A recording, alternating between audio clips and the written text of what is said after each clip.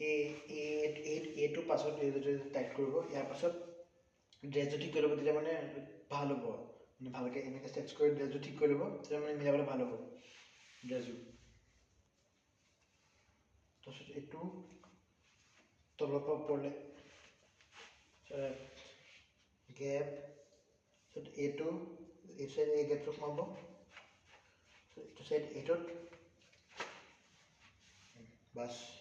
যদি এইডাল ইমানত থাকে ইমানত থাকিব লাগে, যদি বেছি দীঘল হৈ যায় ইয়াৰ পৰা এইটো তলৰ পৰা ওপৰলৈ পকাই দিব। এতিয়া মোৰ দীঘল হোৱা নাই বাৰু, মই দেখাই দিছোঁ, এনেকৈ উপঙি থাকিব। তেতিয়া যদি ইয়াতকৈ বেছি তললৈ পৰি যায় তেতিয়া